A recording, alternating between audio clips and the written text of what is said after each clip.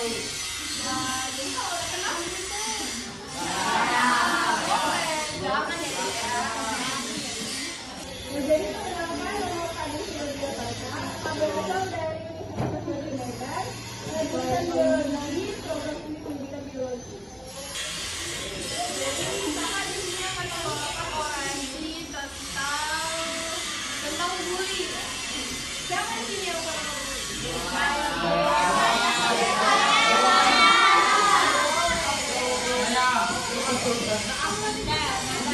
Manusia kan merupakan makhluk sosial, di mana manusia ini tidak bisa hidup sendiri.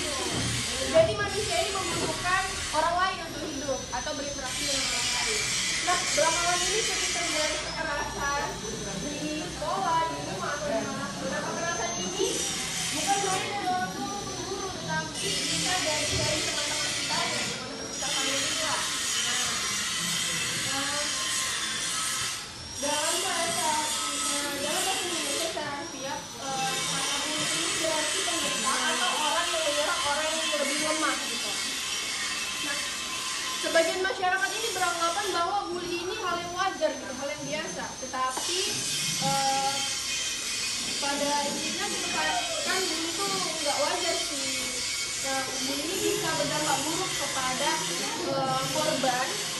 Nggak berdampak buruk pada korban, bisa juga berdampak buruk pada pelaku.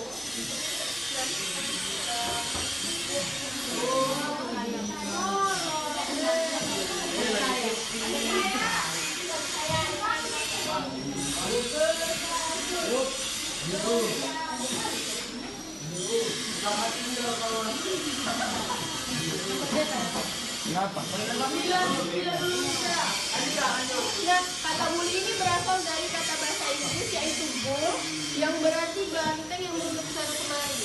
Nah, dalam kamus besar bahasa Indonesia, kata bully ini diterjemahkan menjadi kata berhubungan yang berusaha tidak mengambil akar kata dari undur. Nah, jadi bully ini adalah bentuk perilaku kekerasan di mana menyerang secara psikologis maupun fisik.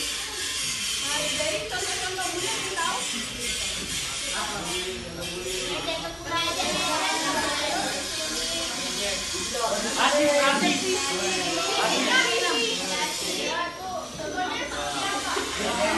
Hitam.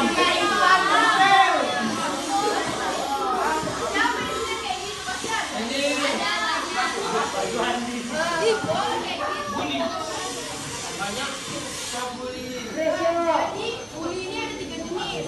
Yang pertama itu bully fisik, yang kedua bully verbal, nah yang ketiga ini cyberbullying. Nah, yang pertama ini bully fisik. Bully fisik ini kita menyerang korban secara langsung, seperti menampar, memukul, mendorong, gitu kan. Nah, yang kedua bully secara verbal. Nah, bully ini sering dilakukan, terus paling bisa dilakukan kita cerita.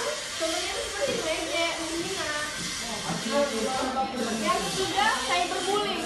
Cyberbullying ini dilakukan melalui media sosial. Pasti semua di sini main medsos kan? Gak mungkin, zaman sekarang itu pasti atau yang main game online, PUBG, Fire pasti ada itu. Contohnya kayak kita sering bilang sama teman beban nggak, misalnya, beban kamu lebih Nah, itu termasuk contoh dari cyberbullying. Jadi faktor-faktor yang mempengaruhi pelaku ini menjadi pembuli ini, yang pertama itu ada faktor keluarga, yang kedua faktor lingkungan, dan yang ketiga faktor teman sebaya. Nah, dari faktor keluarga ini mungkin orang tuanya mungkin kasar sama dia gitu, kayak sering marah-marah, sering bentak. Nah, jadi kita sama teman kita ini pun kan kebawa gitu, kita bentak-bentak soal itu. Nah, jadi faktor-faktornya itu tadi ya, dari keluarga, lingkungan maupun teman. Nah, dampak bully ini terbagi menjadi 2, yaitu dapat mengalami dampak secara psikis maupun fisik. Nah, dampak fisik ini seperti nampak nih dia dari korban kan, seperti luka memar atau luka-luka lah yang diserang pelaku sama si korban.